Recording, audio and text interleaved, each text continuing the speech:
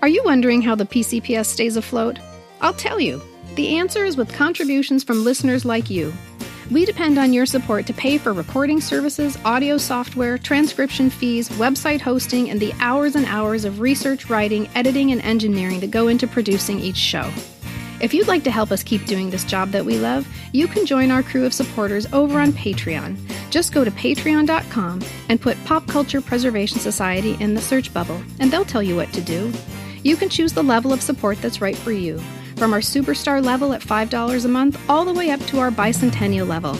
Yes, you guessed it, at $19.76 a month.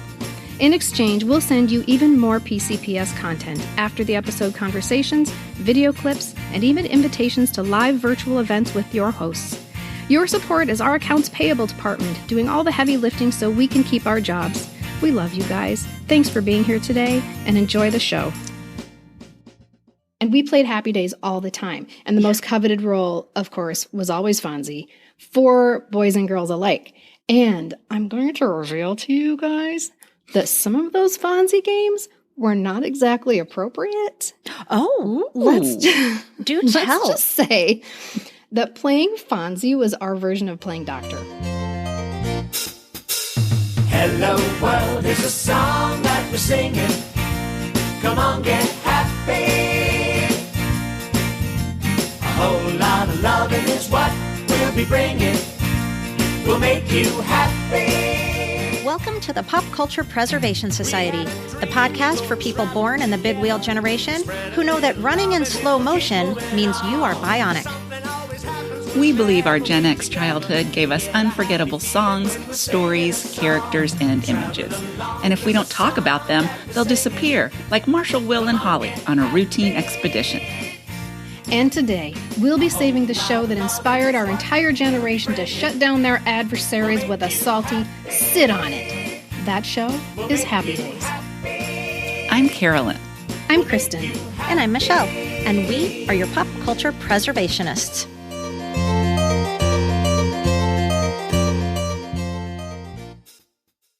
Sunday, Monday, happy days. Tuesday, Wednesday, happy days. Thursday, Friday, happy days. The weekend comes, my cycle hums, ready to race to you.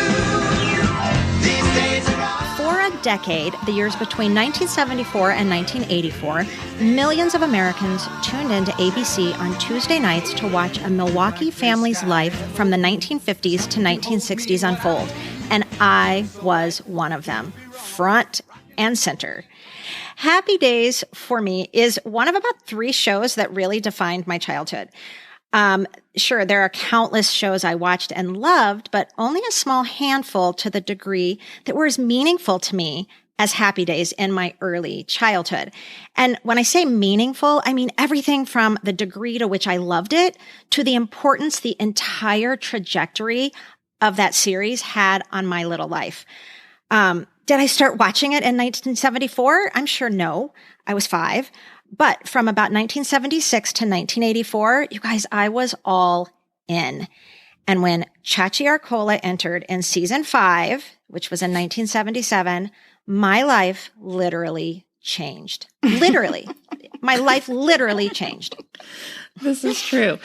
And I want to say the year that your life literally changed when you started watching it was the one year that I did not watch it, because you guys, the 77-78 season was when the Fitzpatricks was on CBS at the same exact moment. So you were being introduced to Scott and I was falling in love with Jimmy McNichol. Conflict. Yes. Conflict, Carolyn. It was terrible. I had to watch it on a little black and white TV set in my parents' bedroom because everybody else in my family, it was must-see TV in the family room. So, but that was the only year that I digressed. Otherwise, I was a staunch fan. This was not only appointment TV, Tuesday nights at 7 p.m. on Channel 9. It was a shared appointment. I think that was the case for a lot of people. It was mostly for my brother and me. And it can be hard for a brother and sister to find things that they are both equally into. So Happy Days was kind of like our meeting of the minds. It was like 2 adversaries coming together in the spirit of Fonzie. And it was actually the whole neighborhood. All the neighborhood kids came together in the spirit of Fonzie, and we played Happy Days all the time. And the most coveted role, of course, was always Fonzie for boys and girls alike. And I'm going to reveal to you guys that some of those Fonzie games were not exactly appropriate. Oh, Let's do tell. Let's just say that playing Fonzie was our version of playing doctor. And Did the Stein girls play? No, this is pre-Stein girls. I think the Stein girls probably created that game. And it was nothing out of the ordinary for, body curious 8-year-olds, but it was still probably something that our parents would have shut down if they had found us. Dr. Fonzie, Dr. Fonzie, I have this pain right under my shirt. But to keep it clean, you guys, this is the best part. To keep it clean, we would always put a piece of notebook paper between the person who was doing the kissing, which was Fonzie, and whoever or whatever Fonzie was kissing. Yes. So there was never any skin on skin contact. I'm sorry. Let's back it up. Beep, beep, beep. Or whatever Fonzie was kissing. There's a lot of places on the body you can kiss. And there's a lot for an 8-year-old to explore. This is fantastic information. Yeah, but don't worry. There was a piece of notebook paper. Isn't that funny? Everything. I can totally see that. And I see how that's a good workaround. Mm-hmm. Yeah, definitely. Totally clean. Well, I want to also chime in on the impact that this show made because I have a distinct memory and I want to share it with you. The last episode, and we'll talk about this later, how it might not have officially been the last, but the episode where Joanie and Chachi get married was billed as the series finale. And it aired the night, it was my freshman year of college, and I was studying for a calculus test the next day. And I did not do well in calculus, let's say. So I gave myself this reprieve when this episode was going to air. I got to break from studying and watch the episode. And you guys, to this day, I feel like this was the moment I can say I went from being a child to that threshold of not being a child anymore. I bawled so hard during that. And meanwhile, I hadn't watched it like much in the 80s, but I realized this was the ending of something that had seen me through from 1974 until present day. And it was over. It was ending. Wow. Much like that part of my life was ending. And I, to this day, if someone asks me, when do you feel like you grew up? Like I would tell you that memory is so distinct in my mind. When Joanie and Chachi got married. When Joanie and Chachi got married. I have to give it a little backstory, obviously. But yes, it was when Joanie and Chachi got married. And that's interesting because we've talked about how we feel like Little House on the Prairie kind of did. We grew up with Little House on the Prairie too. That's the other one. Yet and that's one of my other handful of shows that's the most impactful show of my early childhood. Of course, those shows changed as I got older. We can throw in Family Ties. We can throw in 30-something. But for the 70s, it's Little House on the Prairie, it's Happy Days. And because they did see us through our childhood. They were there the whole time. Yeah, that's interesting. Well, you guys, I have a whole bunch of stuff written down that I'm supposed to start reading now. But can I just say how giddy I am to be chatting about this show with you guys? You've been waiting for I've been so waiting long. for this. And I feel like this is what the PCPS is all about, really. It's sharing these important pieces of our childhoods with each other and with all of our friends listening. And so I just feel like I'm so excited right now. I almost have like a nervous tummy to be like, to be talking about this show and these people, these characters that were so important to us. Okay, well, let's get to it. So Happy Days, one of the most successful and iconic series of the 1970s, and one that I'd argue almost everyone loved. And if you didn't, you are a monster.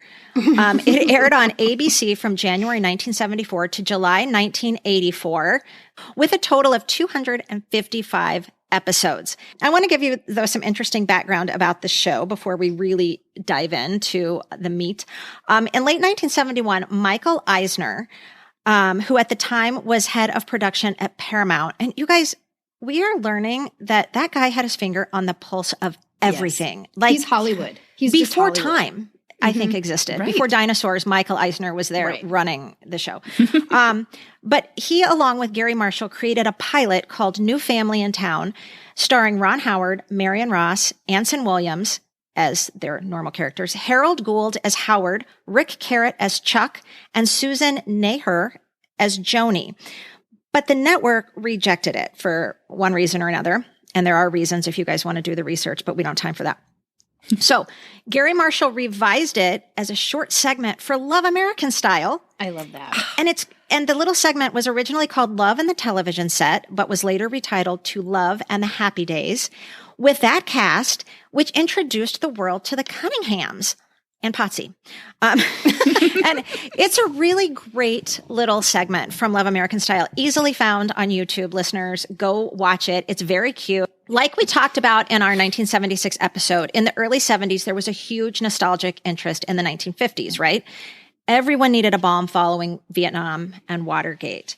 Grease opens on Broadway in 1971 to huge accolades. And then Ron Howard stars in American Graffiti in 1973, which became one of the top grossing films that year.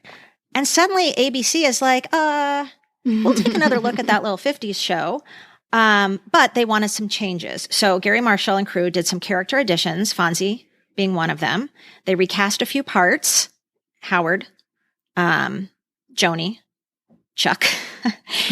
And it became a series. So Happy Days then, it was initially a moderate success, but the ratings began to fall during its second season. So Gary Marshall had to retool it a little bit. And the new format emphasized broader comedy and spotlighted Fonzie, who was previously a minor character. And if you go back and watch season 1 of Happy Days, it's not quite the same. It feels doesn't totally have the same different. feel. Yeah. Happy Days became the #1 program in television in 1976, the 1976-1977 television season. So Happy Days might be easily identified for its theme song by Bill Haley and his Comets, but it was totally dependent on its cast for its success. And what a cast. I mean, this cast gives true meaning to the term ensemble. Don't you guys think? It's true. Oh, without a doubt. Yes. So let's go down the roster of the OGs, and we're going to start with Arthur Herbert Fonzarelli. Cause I'm the Fonz, huh? Hey! I didn't know his middle name was Herbert. The I had no Fonz. idea. Yes, I had no idea either. Played by Henry Winkler, a.k.a. the nicest man in Hollywood. Yeah, it's true. Henry, come on our podcast. We're the nicest podcasters in Minnesota. In podcast land. Henry Winkler had studied theater at both Emerson College and Yale School of Drama, and appeared in 2 independent films. And he landed a small role on the Mary Tyler Moore Show before auditioning and getting the part of Fonzie. And fun fact, Mickey Dolenz also auditioned and was in the running to play the Fonz. That would have worked for what they thought Fonzie was supposed to be in the beginning, but not for what Fonzie became. No. Right? Like in the beginning, Fonzie was cast as like a cautionary tale to Richie. Like, this is what Richie could become if he doesn't make good choices. But then very soon, it turned out that the fans really loved the ne'er-do-well and the guy who was from the other side of the tracks. And he was sort of a lovable guy. I'm not sure Mickey Dolenz would have brought that to the role because Arthur Fonzarelli became sort of a soft puppy, even though he was a cool dude. Yeah, and Mickey comes with not baggage, but we know him as a monkey. So yes, I don't know. It would have been could not hard have to shaken kind of Yeah. goofy. Yeah, not that kind of monkey, but I know, but and could you have seen him as not a monkey? I don't know. I don't think so. No, I don't think you could. It was too close. I mean, it was only, 7 years or something from when he was a monkey. Right. Well, and I'll just say, And in my opinion, Mickey Dolenz wasn't very cute, so. Linda disagrees. Linda really thought he was adorable. Well, I had read when Henry Winkler auditioned, he's dyslexic. I don't know if you guys knew that. And so he didn't memorize this, they gave him the script, but he couldn't really read it right there. So he kind of made up what he thought Fonzie would say and kind of brought the essence of what Fonzie would bring to, or what Henry would bring to the character of Fonzie. And when they asked him to read from the script, like, can you say some of the lines? And he just said, no, I just want you all to feel the essence of Fonzie. This is what That's Fonzie awesome. would be like. How can you imagine how would somebody learn lines if you had that much difficulty reading? And yet you hear about, I would say there's a very high percentage of people in the acting community with dyslexia. Yeah. I recently heard Henry Winkler on a podcast, and he's written a bunch of children's books, like a bunch. And since he's dyslexic, there is a special font for, and it's really a cool font to see for people with dyslexia. And his books are printed in that font. So for children, to help children be able to read his books. Otherwise, you have to get the ebook and like switch the font. Yeah. So they're actually printed that way. Yeah. No, some of his are printed that way. I think, I don't know if all of them, but anyway.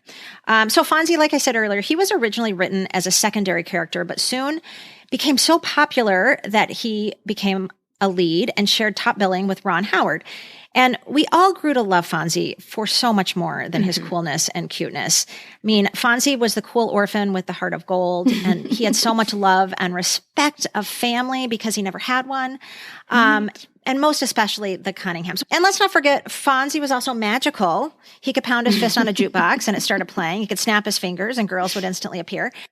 You guys, Fonzie is only one of 2 characters to be in all 255 episodes. Do you know who the other one is? Well, I know it's not the obvious. I do know, actually. Oh, but good. The only reason that I you both know. is because I've been researching it all week. Yeah, that's right. So, of course, I would have said Richie. Of course, I would have said Richie. But that's not the truth. Did you not watch it at the end when Richie left? No, I was in high school. So I was not watching. I really wasn't watching TV. Yeah, I wouldn't have known the answer to that offhand, though. I think I would have said Marion, I think. Uh-huh. Oh, Yeah, it's not I thought Marion. it was Marion. It's Howard. No, it's Howard Cunningham. So, anyway, I think it's safe to say we all give Fonzie 2 big thumbs up, right, everyone? Really fast, I want to insert a really fun fact while we're talking about Fonzie, because did you know that he was offered the role of Danny Zuko in the movie Grease? In the movie? When he was on Happy movie. Days? When he was on Happy Days. That would have been That doesn't work confusing. for me. Yes, I know. Again, probably why Mickey Dolenz wouldn't have worked for Fonzie, because we come to thinking of that role as Fonzie, and Danny Zuko was no Fonzie. So, and plus he's really short. Like someone said, he would have come up to like Olivia Newton-John's nipples or something. Yeah. He'd be that short. It would have just been Fonzie. Like, She how do would you have called him differentiate Dr. between Fonzie then. one? Get your notebook paper out. Right. How do you We wouldn't have differentiate one 50s greaser from another 50s greaser? Right. No, I would have been confused. And Yes. also, let's throw it back to our Saturday Night Fever episodes. Wasn't there something about right after Saturday Night Fever, he had like a 3-picture deal, John Travolta, and Yes, they were he like, did. we want him for Grease. Right. Yeah. So then were they like going back behind his back and being like, well, maybe we'll get Henry Winkler. Well, it could 'cause have been he's successful. prior. It could have been prior. Right, because he said in an interview, Henry Winkler was interviewed by AARP magazine. You gotta love it. And he said he didn't want to be typecast, but then he's like, but I'm typecast already. So I went home and had an orange juice. Travolta went home and bought a plane. Oh, jeez. That's so it seems like he might regret it a little bit, which seems odd I think to me. he's doing okay. He's doing just I think he's doing just fine. Well, we obviously know that Henry became a big star as Fonzie on Happy Days, but the other big star was Ron Howard as Richie Cunningham. Now, I want you to know that Richard Cunningham, I just said that. I want you to know that Ron Howard was my very first TV friend. Okay, you guys. He was the little boy that I wanted to go fishing with from the Andy Griffith Show. So he played Opie Taylor on Andy Griffith, which is how most of us knew Ronnie Howard. I just wanted to be his friend. So I think when we originally talked about who was our very first crush, I might have said him, but not like romantic crush. It was, he looks like a lot of fun. Yeah, and he likes to go fishing. My mom said the very first time I ever cried watching a television show was an episode of the Andy Griffith Show, and Opie had a pet bird, and the pet bird died. And she came into the room, and I had these tears coming down my face, and I had to be no older than like 5. And she asked me what was wrong, and I was like, Opie's bird died. And so he must have been such a great actor even back then that I felt his sadness, and I too was sad at the death of the bird. Oh, he's so cute. He was so cute. He really was so cute. So cute. And so, so we know him as this child actor. He was in Music Man. He was in some other movies. He Oh, had yeah, bit Music Man. I forgot about that. Can I tell you something really quick, guys? There's an episode where the Cunninghams are coming out of a theater having just watched The Music Man, and Mrs. C says that the little boy in the movie looks just like Richie. And Mr. C says that she's just being silly. But however, as we know, Ron Howard did play young Winthrop Peru in the film when he was just 8 years old. So that's kind of a fun little Easter egg they threw in It's there. coming down the Yeah. street. Yeah. Oh, that's right. There are a few Easter eggs that they have sprinkled throughout Happy Days. But let's think about Richie. Ron Howard played Richie from 1974 to 1980. Richie was the middle child of Howard and Marion Cunningham and brother to Joanie and the elusive Chuck. He's the Chuck. He's the quintessential example of the all-American 1950s teenager. And, with his red hair and his freckles, he did bear more than a passing resemblance to Howdy Doody.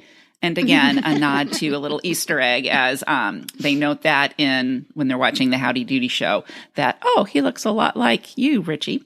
And he really That is one was of my favorite episodes, by the way, is when Richie enters the Howdy Doody contest, the Howdy Doody lookalike contest. Yep. My brother and I were rolling on the floor because, of course, all the other contestants are 10. And then there's Richie. Right, that's right. And Richie he's like, even when he's a teenager like that, he's always just so earnest, right? earnest. He's always just Yes, like serious and just everything just is going to matter, right? And I don't Remember the think big argument was that they were like, should we draw the lines from his lips down his jaws so he looks like a ventriloquist dummy? And he's like, no, you would have won if you had the lines drawn on your face. I have two funny things to say about that. One is, well, this one isn't really funny, but this is another example of how my parents were so excited about this episode because they loved the Howdy Doody show. I mean, they talked about the Howdy Doody show all the time to funny. us. And they'd have us watch reruns if it was ever on. So they loved that part of it. And a little aside, my mom, the other day, I was telling her I thought I saw a new wrinkle, and she said, oh, that's a marionette line. And I said, what? And she said, those wrinkles that come right down here are called marionette lines. So I'm pointing to those. I can't ones. unsee it. We're going to call them Listeners. Howdy Doody Yeah. lines now. Yes, I that sounds can't unsee happier. it now, Carolyn. So do you remember whenever Richie was feeling lucky, especially with the girls, what did he do? Do you guys remember? He sang a little song. Yeah, it wasn't a Found found my my thrill. That's right. Blueberry. Listeners, real quick, just I was re-listening to one of our episodes today. I just have to point something out. When we all sing on this podcast, we actually we sing together, but for We some sound reason, the way we awesome. record, we sound awesome. We sound so good. But we record remotely, so we're all in our own homes. So in the process, it does something and it makes us all like off. So when the podcast episode comes out, it sounds like one or two of us are like a beat behind. But just so you know, when we sang that right now, it was like in perfect 3-part harmony. It was a round. Oh, yes. We were just doing a round of Blueberry Hills. We're recording it next week. It'll be available soon. Every once in a while, Richie would be perturbed. And we knew he was perturbed because he would address his friends, or occasionally Fonzie, once his dad, with this term. Do you remember what he'd call people when he was like, listen up? And the one time he addressed his father as Bucko, he immediately apologized. He knew he had stepped out of line That's so by mean. addressing Howard as I Bucko. think I'm a female Richie. I've just decided. Yeah, you might be. You might be. So Ron Howard actually decides to leave the show in 1980 to pursue his directing career. Thank goodness he did. He brought us Yeah, some no kidding. wonderful films. And in the storyline, his character goes off to college at UW Milwaukee and then does a stint in the Army where he was stationed in Greenland. And while he's there, he marries his longtime girlfriend, Lori Beth, and later they have a son, Richie Jr. And he actually pops back in the show, Richie does, for a couple of episodes now and then, including Joanie and Chachi getting married. So Richie had a couple of good friends, one of them being Potsy. So it's my job to tell you about Potsy now. But so my job is to tell you about two characters, Mr. C and Potsy, but I'm going to shortchange Mr. C so I can spend all my time on Potsy. Let's just say Mr. C, played by Tom Bosley. Howard Cunningham, played by Tom Bosley. He was extremely prolific in TV prior to Happy Days, but he's far and away best known as Howard Cunningham, America's dad, owner of Cunningham Hardware. Is that what it's called? That doesn't sound right. Cunningham Hardware? Anyway, he owned a hardware store, and he went on to be the spokesperson for Glad sandwich bags. I'm sure you all remember. And ultimately, he became the male Angela Lansbury. He was... He co-starred on Murder, She Wrote as the sheriff of Cabot Cove, and then he gets his own murder show called The Father Dowling Mysteries, which essentially is Murder, He Wrote. So Warren Potsy Weber, on the other hand, played by Anson Williams, has a super interesting story, which I did not expect. Oh, I'm excited. So, I know. Potsy, he started out as Richie's savvier, more worldly friend, but by the third season, they sort of emphasized his more dim-witted side. And then they start using the word Potsy as a put-down. What a Potsy. Don't be a Potsy. Okay, so let's start with Anson Williams' name. His given name is Anson William Heimlich. Yes. Like the maneuver? That Heimlich. Yes. The Heimlich maneuver. His cousin, or uncle, depending on who you trust, is the person who invented the Heimlich maneuver. Wow. Do you think there's money in that? You know how if you say like his I don't think cousin so. or whatever is the person who invented the, engine. Well, you're like, damn, they have a lot of family money. If you invent a maneuver, It's not a widget. Even You if can't it's a sell it. life-saving maneuver, do you can't think sell there's it. money in that? There's no product with the Heimlich maneuver. Carolyn's It's just gonna your spit hands out. and staying alive. take. Oh, no, that's not. That's different. that's CPR. CPR. That's CPR. Never mind. But you Don't get to confused, live kids. knowing that people are You alive saved lives. because I of know. your Yes. family. That's worth way more than money. That's priceless. And your name lives on forever. Nobody doesn't know the name Heimlich. No, because you're also a giant fat caterpillar in the great Disney movie Bug's Life. I had no idea. Heimlich is one of the best characters in Bug's Life, actually. Okay, so I thought Anson Williams was a singer first. And he was like, hey, you guys, I'm a singer. Will you let me sing on the show? Come on, because I'm a singer. No, he was not a singer. He was watching the rise of David Cassidy. And he was like, maybe I could do that. So he said, and this is a quote, this is what he said, I can sing, sort of. I just need to convince Gary Marshall to put me in a band on the show, which he did. And then Anson Williams just waited to become the next David Cassidy, which didn't exactly work out that way. Well, that because- voice was not. Yes.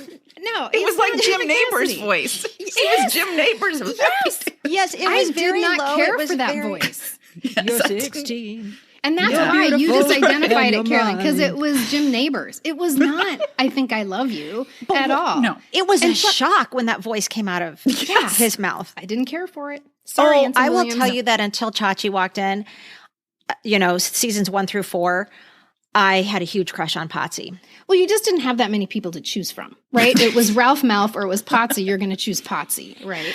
Which That's I true. did too. The And, singing okay, thing was I thought that was kind of cool, but I was never like, I want to have an album of his. No, and he did release an album, and he had a sure. hit. It was like number 99 on the top 100 or something like that, and I don't even know what the name of it was. No disrespect, Anson Williams. But David Cassidy, had some special sauce. You just can't replicate that. You can't be like, I'm Right. going to do that too.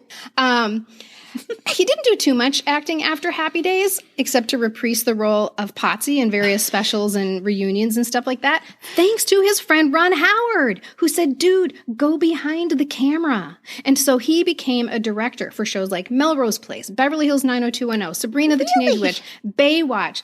The list is long, I you didn't guys. know that. Well, I'm It is happy for long. Anson. I know, he Yeah. did great. But even more, it gets weird, you guys. But there's more. There is more.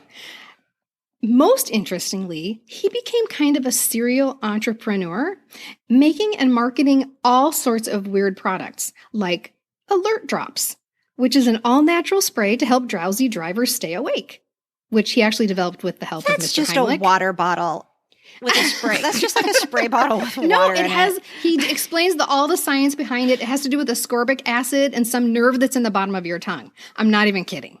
Like, he and Heimlich got together and like, let's do this. In the 80s, he opened a chain of diners with Al Molinaro. And the diner was called Big Al's. Cute. I know. Isn't that But cute? obviously it didn't take off, did it? Because Did we not. don't have one in every city. Didn't take off, no. And then he broke into the beauty business with a line Naturally. of cosmetics that was used on the, like, professional cosmetics that is used on TV set. Well, Potsy's sidekick was Ralph Mouth.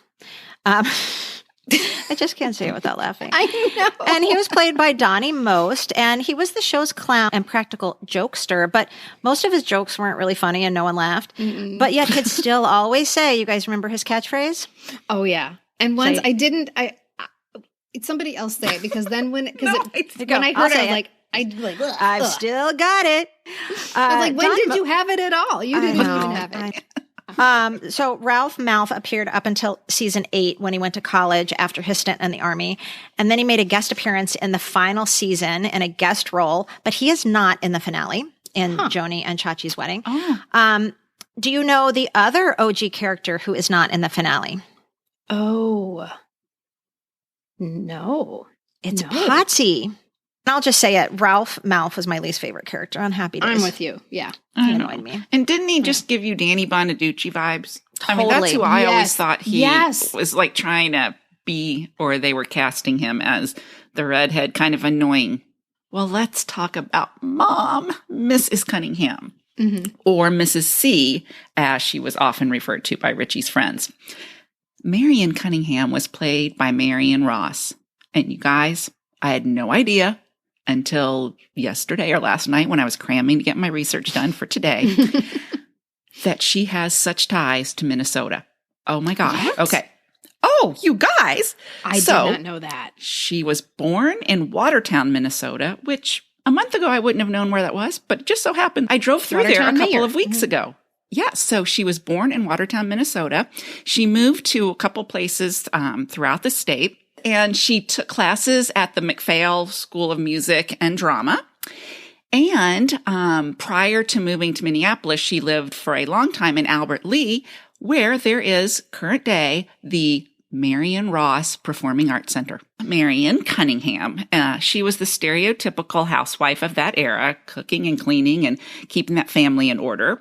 But there were times that she was distressed. She didn't always like that role, and she often showed us that she had ambitions of her own, like the episode where she got a job as a waitress at the drive-in.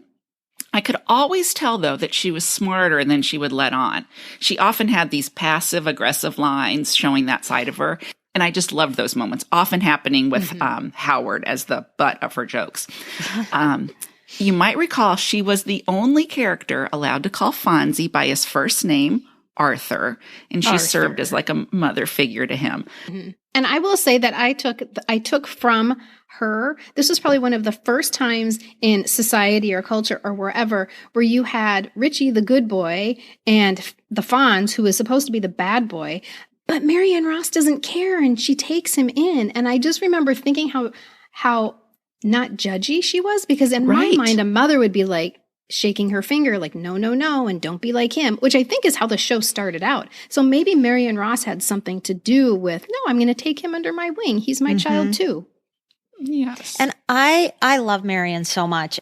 She was the quintessential 50s housewife and stuff. But didn't you guys also always get that she was stronger than that? Like, I never felt like she was really submissive to, I almost said submersive. She was, I never thought she was underwater. I never really got that whole, she had to be like submissive to Howard, even though, yes, she was always doing things for him and everything. You also got that Mrs. C could stand on her own 2 feet. And I felt like Howard respected her role too. I didn't feel like it was that real, Ozzie and Harriet type thing. I felt like it was a little bit more, they stood on equal ground a little bit more, even though they did still have those very defined gender rules. Yeah, they were just playing by the rules, but they were just doing what society was telling them to do, but they weren't totally invested in it. And you would never get a bigger laugh or a bigger cheer than if Marion Ross said, sit on it, Howard. Oh, so great. Yeah. I mean, the place would just erupt. Right? Because they would allow her, the writers, that was so brilliant of the writers to allow her to say that, because really in the 50s, I'm not sure, the TV shows that were on in the 50s, they certainly wouldn't have gotten away with that. Oh, hell no. But here we have a show about people in the 50s where they're showing she can say that. So I loved that.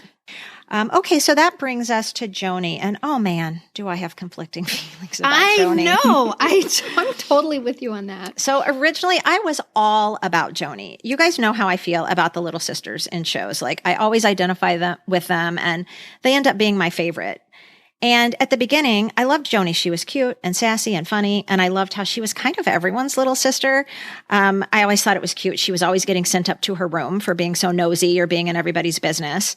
And she was cute. Remember in season 1, she always had Mickey Mouse ears on. Do you guys remember that? Joanie. Yeah. But then Chachi arrived. And slowly, Joanie started to become my mortal enemy. Everything she did or said bugged me to no end. She also just became annoying, I felt like, as the years, as she got older. She just bugged me. This was even before Chachi. But, so Erin Moran happens to child actors a lot, right? They start out really cute and they have sort of a real instinct about how to deliver their lines. And it's once they grow up enough that they start to act that it all falls apart. I feel like, no, don't act. Stop now. Stop. She wasn't that good. And and sadly, her difficult personal life post Happy Days isn't really news to most of us. She suffered from depression, home foreclosures. Another time she was evicted from her trailer home due to excessive partying. She died in April of 2017 in Indiana from throat cancer, which she'd just been diagnosed with about 6 months prior. Wow. No illegal narcotics were found in her body or in her home. I feel like there's kind of a myth that she died of like a drug overdose or something like that, but her husband was like very emphatic. In fact, he wrote like this big open letter that he had Scott Baio read about the doctors didn't tell us how serious it was. We would have gotten more, aggressive treatment, blah, blah, blah. So, I don't know.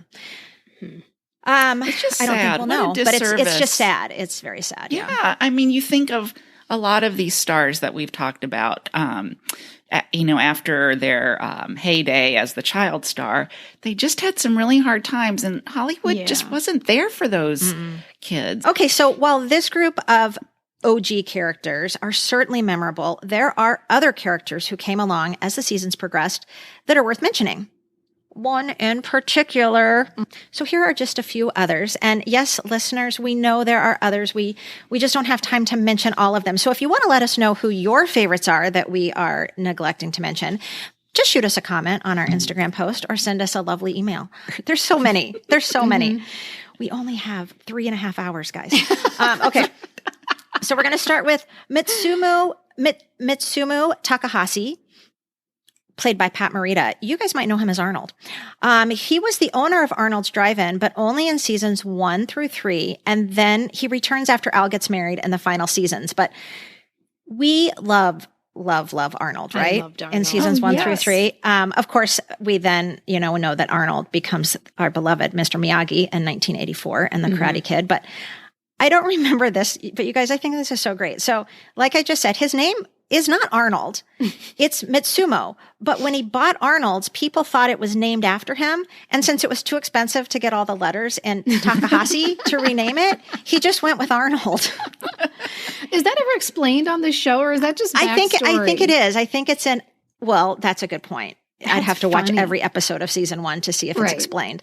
But I thought that was just, even if that's just a backstory someone made up, I'm going to stick with it. I think it's really funny. That seems like a good historical hobby to have. Yeah. Like when we're done recording, I'm going to go watch season 1 of Happy Days. Let's find the origin of all of these things. Yeah.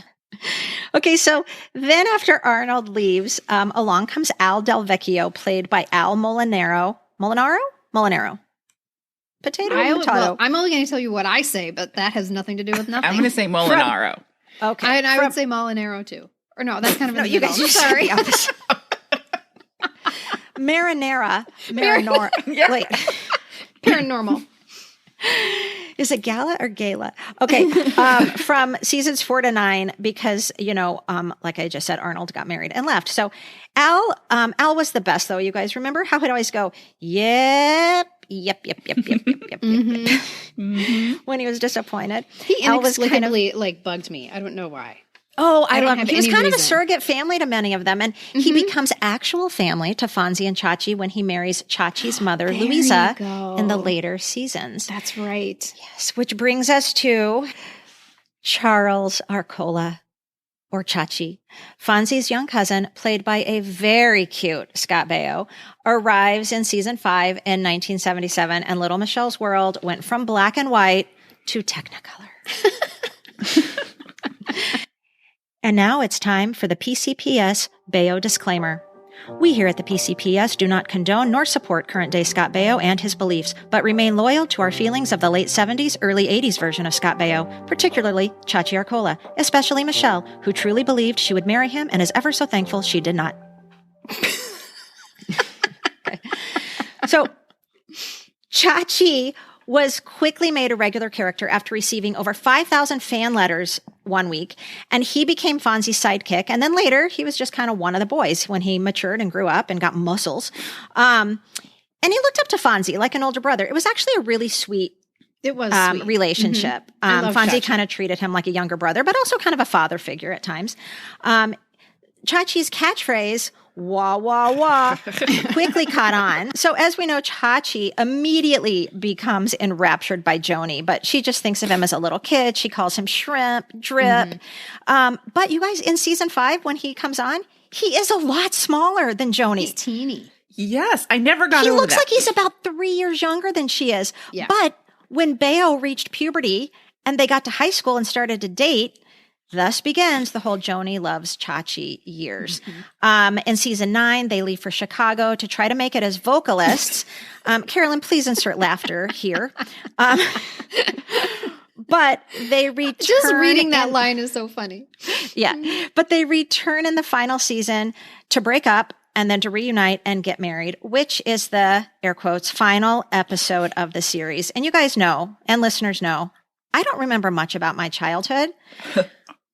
But that wedding is burned into my brain. It impacted me. It was as if it was my own wedding. Oh my God. For years, I was going to have my husband say for his vows, he was just going to have to recite the Elvis Presley song. He wasn't going to be able to say anything else, and that was going to be like our first dance song. But as we've said in this podcast many times, and as listeners know, I will always, my heart will always be true to Chachi Arcola, no matter what I think of Scott Baio today. They're two different people. You know what I think is crazy is that exact moment when you are impacted by that wedding and thinking you're going to be using some of the music in your own wedding. And I'm having this big emotional moment at the same exact time, halfway across the country for totally different reasons. But we both, this is a touchstone for both of us in our growing up. So years. much so. And it's the stupidest vow there ever could be. But in my little 1984, I mean, I was a freshman. I was in 8th grade. So I was like, I mean, I had hearts for eyes watching that, you know? That's all I have to say about Chachi. Oh, okay. Until later. Well, I never could get past Joanie seeming like his big sister. Like, I thought that was almost like the weirdest relationship and marriage and all of that. I never could buy it. I'll tell you why. One reason, and I'm not, I'm really going to try not to be hyper critical of someone's appearance because I don't like that and I do not condone that. But because it's Joanie Cunningham, who was my mortal enemy, I feel okay. And I feel like this is a safe space. But I feel like it's because her hairdo, she looked matronly. She always looked like a mom. Yes. Right? Now, let's just say she had this really curly hair. I'm not going to say they needed to straighten it or anything. Could they have come up with a more attractive style for it? I say yes. Well, and I think they were trying to do like some sort of mullety thing. You know, when they stop being 50s, even though they're supposed to be in the 50s, but they're really in the 80s. So then they start to look at the 80s, but it's not really working. So then it just looks like a poodle head. Well, they do that with Scott Baio too, because the very last seasons, he has that mullet that was very popular in the early 80s. Not in the early 60s. We're supposed to remember this is supposed to be like 1960. Right. And that always bugged me. Bugged me. It's so funny you bring up her hair because her hair bothered me too. Okay, so let's keep going. Let's talk about Jenny Piccolo. That's Joanie's boy crazy best friend, played by Kathy Silvers from 1980 to 1983 when she became a regular character. Although Jenny Piccolo is mentioned a lot in early episodes.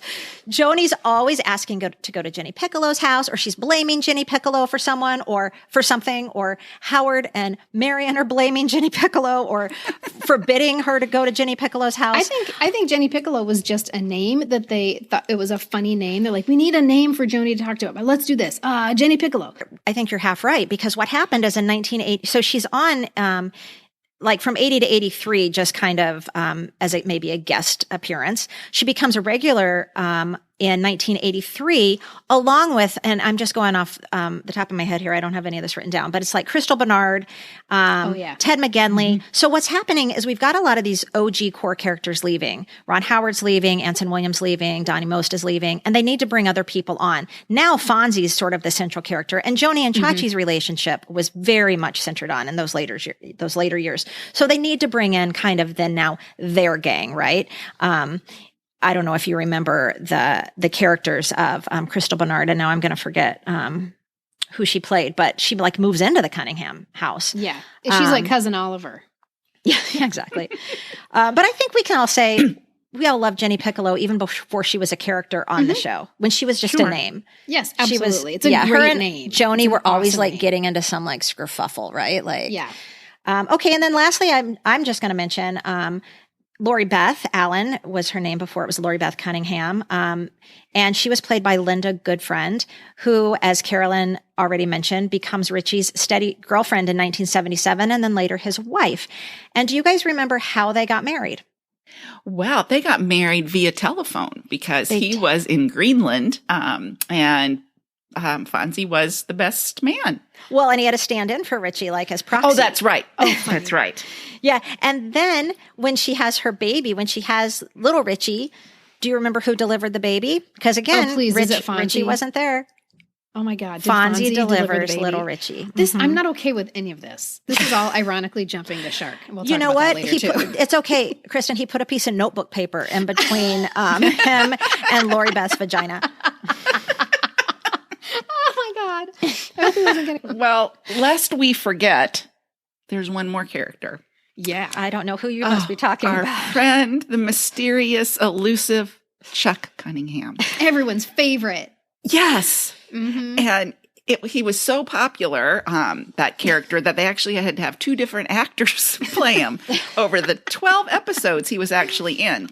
So Gavin O'Herlihy and Randolph Roberts were the two actors that played Chuck, who was Joanie and Richie's older brother, who liked basketball, was rarely home. That's right. Yeah, always has a basketball.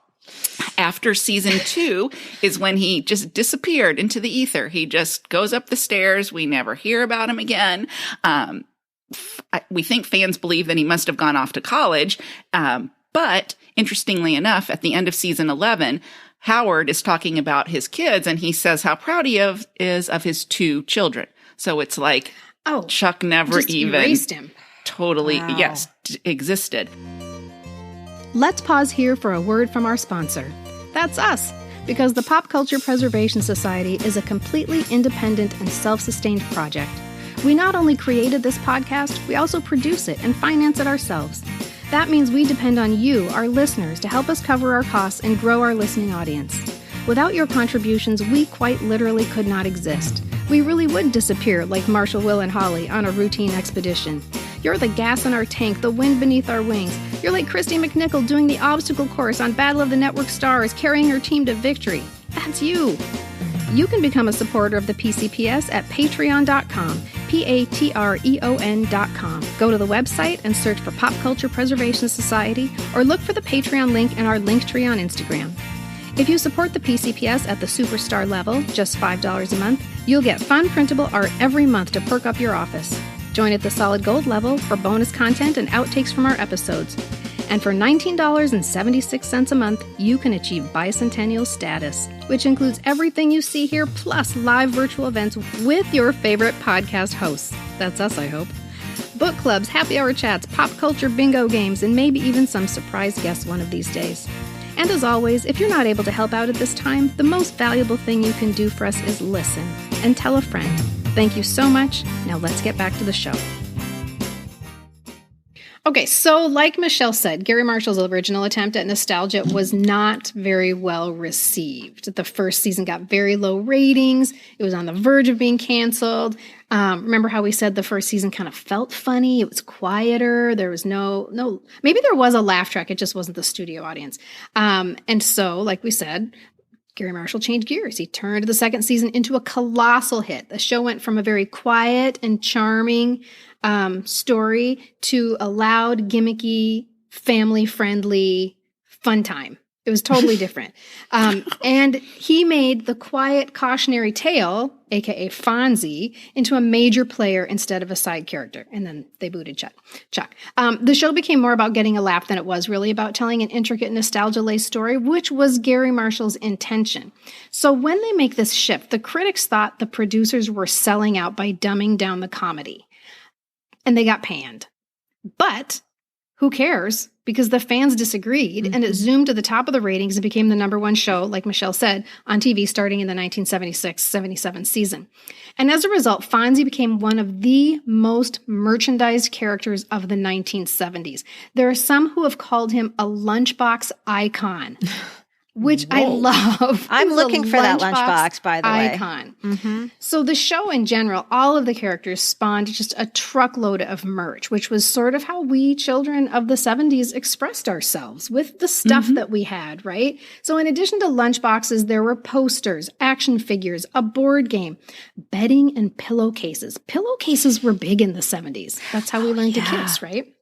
Wait, and our society member Erica has that Fonzie pillowcase with her name. Her mom embroidered her name on it, and she still has it to this day. I didn't know it was embroidered. That it is says adorable. Erica on it. And Erica, we're going to Fonzie. post that picture this week, and I think we posted it before, but it deserves a second look. Definitely.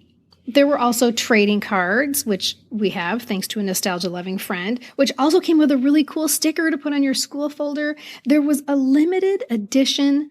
There were limited edition glasses that were produced by Dr. Pepper, which I'm sure somebody still has those out there, and they're going to get a pretty penny on eBay. So, by the way, if any of you society members have any of these items, please send us pictures. We want to see what you've got.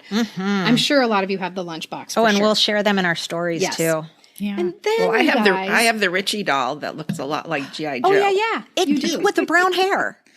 Yes, yeah, and so I have the it's Chachi G.I. doll Joe that I just got for Christmas this year that does not look like Chachi except for the bandana around his They just took G.I. Joe and they leg, recycled him. They put a bandana around his leg and now he's Chachi, right? Okay, so in addition to all of that merch that I just mentioned, there is also this album that I recently found at a record store and I had to have it. So this album is called Fonzie Favorites. And it's not songs by Fonzie. It's songs that Fonzie would like were he to listen to songs. His playlist. Can we also just say Fonzie's playlist? That is one of the cutest pictures of Henry Winkler Fonzie I've ever seen. It's just his face. There's no text on the cover of the album, and I'll tell you why. We'll get there in a second. It is an adorable picture of just Fonzie's face. No words whatsoever. So here are the songs that Fonzie would like were he to listen to some music. Splish Splash, Barbara Ann, Rock Around the Clock, Great Balls of Fire, and there are a couple of originals, the Fonzarelli Slide and the Fonz Song, both of which are unlistenable. Absolutely like fingernails on a chalkboard. And the last song is called, and I'm not making this up, it's called A Cool Nerd, Sit on It. Oh. And yes.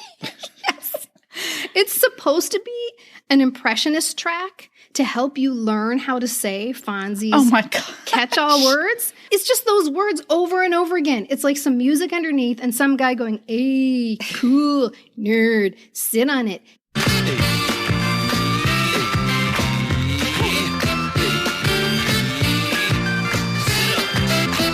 A cool nerd, sit on it, over and over again. But you guys, it's not even Henry Winkler's voice. It's like some random dude.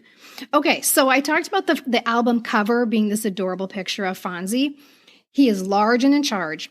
And there's nothing on that album to mar his face. Because if you flip the album over on the back, there's a little flap that you can fold back. And it serves as a little stand. So you can put your album cover like a little piece of art. On your mantle. What a clever idea. I hope next time I'm at your house, that better be on your mantle. Oh, hell yeah. So there was a lot of merch. There was a lot. And it was very lucrative. Their faces were everywhere. There was a lot of stuff out there. Yeah. They couldn't keep track. Yeah. There's no way for them to keep track. So, Kristen, beyond some of those really cool things you just shared, I too discovered some fun facts about Happy Days.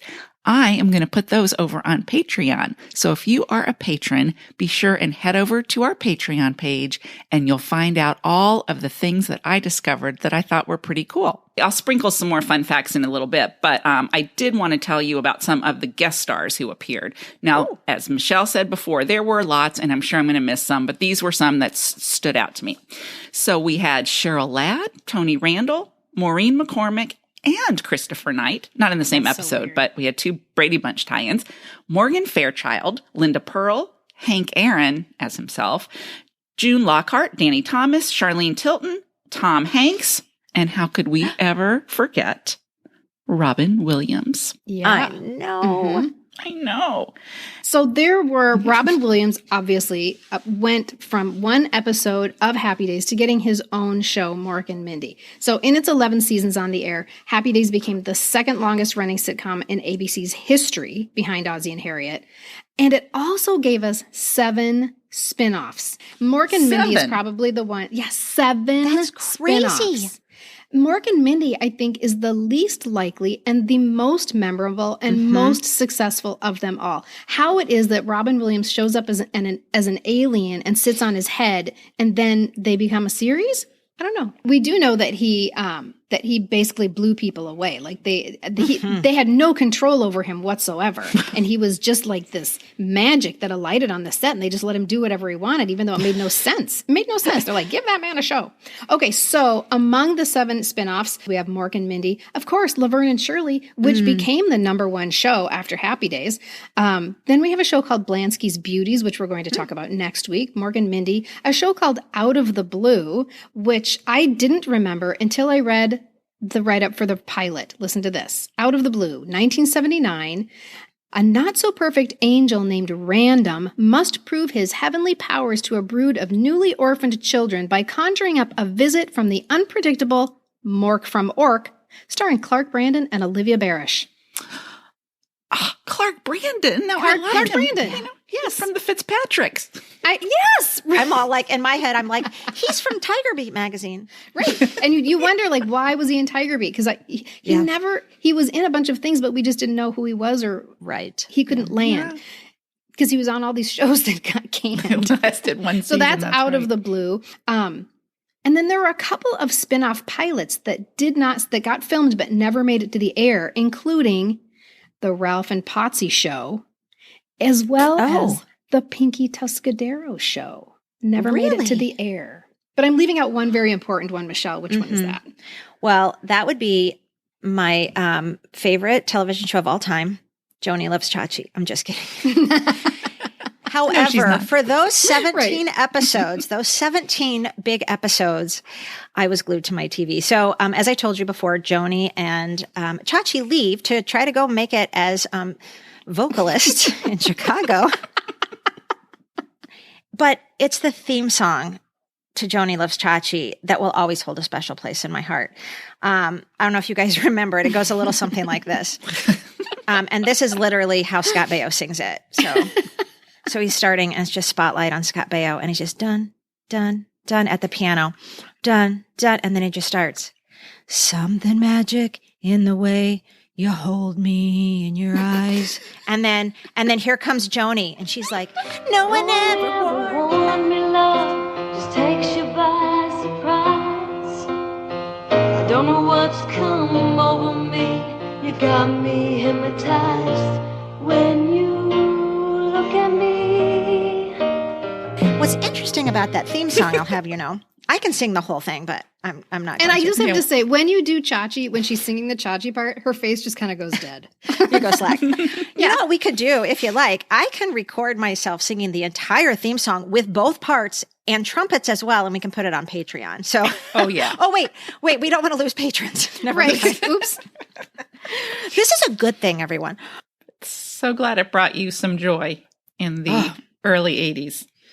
It was everything to me. And it doesn't make me sad at all that I can't still have that today. Like I can't still crush on Scott Baio today. that doesn't make me sad at all, because I will be honest with you, once 1984 came along, I was done with Chachi Arcola. I was done with Scott Baio. Simon Le Bon had come into my radar, and he was a British man. Yep. And so I was done. So Happy Days left quite a legacy in addition to Chachi. In addition to Michelle, how Michelle In feels. addition to Chachi and all of these spin-offs, Happy Days also left us with the phrase, jump the shark. And this comes from an episode in season 5 in which Fonzie literally jumps a shark on water skis. I don't have to tell you what happened. You were all there. You were all talking about it at school the next day. But the phrase has come to mean when a show does something crazy in a desperate grab to stay relevant, possibly because it's on its last legs and it needs to get some eyeballs. Like when the Bradys suddenly adopt Cousin Oliver because, 6 kids weren't enough, I guess. So let's juice the ratings by getting another one and let's make him look like a tiny John Denver. That will certainly make everybody watch the Brady Bunch again. Paul Williams. Right. Oh, God, totally. So the idea for the scene actually came from Henry Winkler himself. I was certain that this was something that some writer, like the writers were panicking, like, what are we going to do? How about water skiing? No, this came from Henry Winkler, who was an avid water skier. And his dad, Henry Winkler's dad, kept badgering him to tell the producers he could water ski. Why? Why Henry Winkler? I don't understand Henry Winkler's dad. Why was this important to you that the producers know that he could water ski?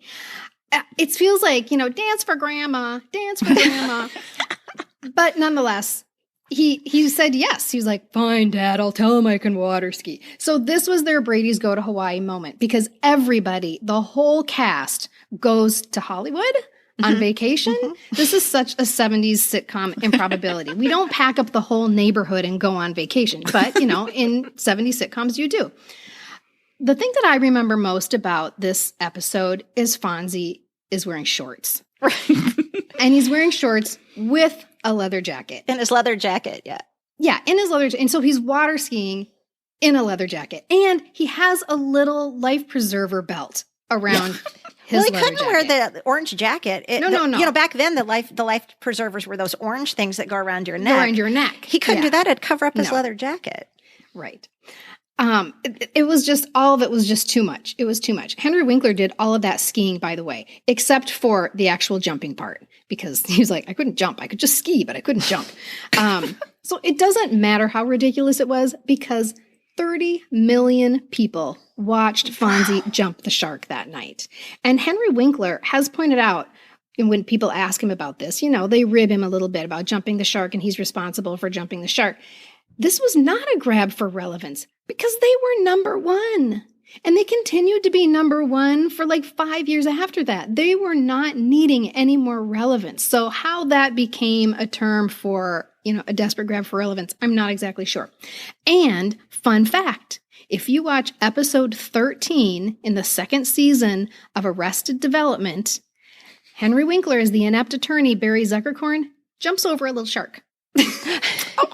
Does he really? He does. It's super funny. He's like, boop, oh, just jumped over a shark. But I want to continue on some fun facts to pass along to you guys. So thank you for those, Kristen. A few other ones that you guys might not know, although if you listen to episode 56 of our podcast, Living in a Dream Home, you may remember that the Cunningham's house was not in Milwaukee, Wisconsin, but actually in Los Angeles, just a few blocks away from the Paramount lot where Happy Days was filmed. So, and what I've heard too is all the houses on this block are very kind of Mediterranean and Spanish styled. And then that house just stuck out as this kind of all-American, almost colonial looking house. And I think Gary Marshall saw it and thought, that's the house. Originally, Happy Days was filmed with a single camera, which I think is kind of what we talked about earlier. But from season 3 on, it was a multi-camera show.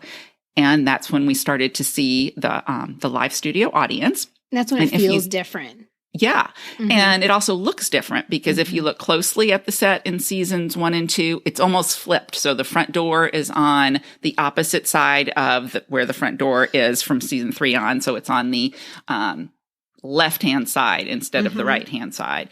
And stairs and all that the same. And that was in order to fit all the cameras in, as well as seats for the live studio audience.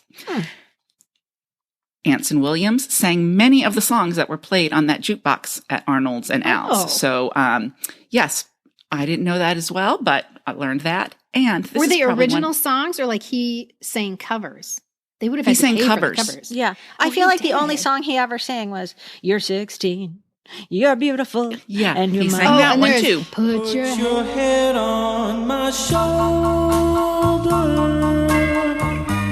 Hold me in your arms, baby. Squeeze me oh so tight. Show me that you love me too. Show me that you love me too. Oh, yes. Oh, yeah. He sang that That's all the my time. favorite episode. That's the one where remember Joanie falls in love with him. Oh, I was that's just my about favorite. to say, I love that episode when Joanie falls That's in love my, with if Patsy. we talk about our favorites, that's my favorite one. No, I think they were covers. I don't think we were supposed to know it was Patsy singing them. It was just like kind of the background music. At least that's what I read on somewhere. I could be wrong. This is perhaps one of my favorite little facts I learned. So Jerry Paris, does anyone know who Jerry Paris is? I'm raising my hand. Kristen does. Of course I do. Who is Jerry Paris, Kristen? Who Jerry did he play? Paris is Jerry Helper on the Dick Van Dyke Show. He's Rob Petrie's neighbor. He is Rob Petrie's neighbor. And he is also the director of the majority of the Happy Days episodes. So he was, and he also has some cameos that we'll talk about later that he pops in every once in a while. And they, every once in a while, Marion and Howard will refer to the helpers. They play bridge with the helpers. I did not know that. That's funny. Yep. Fun fact. I love all that stuff. Isn't that funny? Yeah. So, so those were several other fun facts that I uncovered in my rabbit hole dig. I love that. So in 1983, the ratings had dropped and the series had just wound down and grown out naturally, as most series do by about year 8 and 9. And for all intents and purposes, the 2-part episode called Passages was to be the end of the series. The final memorable scene with Howard breaking the fourth wall and toasting not just the guests at Joanie and Chachi's wedding, but the TV viewing audience as well with, "Well, what can I say? Both of our children are married now, and they're starting out to build lives of their own. And I guess when you reach a milestone like this, you have to reflect back on what you've done and on what you've accomplished. Marion and I have not climbed Mount Everest or written the great American novel. But we've had the joy of raising 2 wonderful kids and watching them and their friends grow up into loving adults. And now, we're going to have the pleasure of watching them pass that love on to their children. And I guess no man or woman could ask for anything more. So thank you all for being part of our family. To Happy Days." That's when I lost it. That's when I lost it. that was like so, saying goodbye. It was powerful. But that was not actually the end, because earlier in 1984, the show had been bumped due to the Winter Olympics, and there were still 4 episodes in the can that hadn't been aired in winter. So instead of just adding them back in March or whenever and just pushing the series finale, they cut them, like just got rid of them, aired the finale as planned in the spring, and then added 3 of those 4 episodes back in June and July. So they're all out of order. And the actual final episode of Happy Days is one called Fonzie's Spots, which was randomly aired in September of 1984. And has no closure whatsoever. Regardless, most people, me included, consider Joanie and Chachi's wedding and Howard's final touching toast to be the true perfect ending to Happy Days. And my childhood. Like I've said, my favorite episode, for sure, would be Joanie and Chachi's wedding just because basically it's just Chachi's wedding. It's Chachi and Michelle's wedding. Do you guys you got me with that one. What are some that really stand out to you?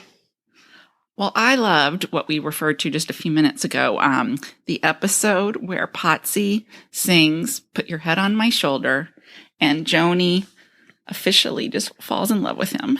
So cute. And, it is so cute. But the best part, well, because I was like you, Michelle, I kind of had a crush on Potsy as well. And I always felt kind of sorry for him that they were always making fun of him. I always have a little empathy for those characters.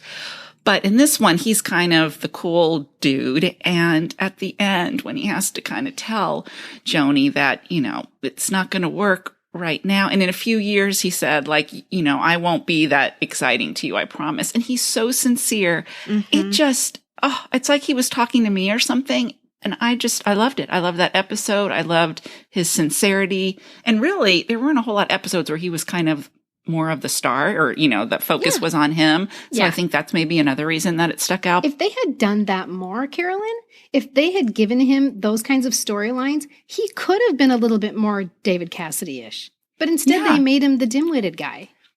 I know. Except for he was like a 50s square. He was never going to be David Cassidy, no matter how great his voice might have been, because David Cassidy got to dress in the bell-bottoms with the feathered hair and the puka shells around his neck and the really cool flowy tops. Potsy couldn't.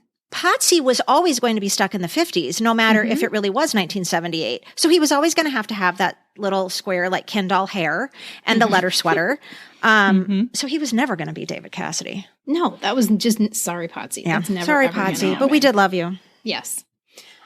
So for me, I have two favorites. One is a close runner-up. My runner-up favorite is when Leather Tuscadero comes to town and Joanie wants to run away and be one of the Suedes. Because remember, it was Leather and the Suedes. Leather Tuscadero is played by Susie Quattro, who, by the way, was an actual recording artist, but I didn't know. I had no idea. I remembered when she had a hit after her Happy Days appearance with Stumbling In. Is that what it is? I was getting it mixed up with I'll Tumble For You, but that's not right. Okay. I think it's Stumbling In. So Joanie wants to run away and be one of the Suedes, but of course Howard and Marion say no.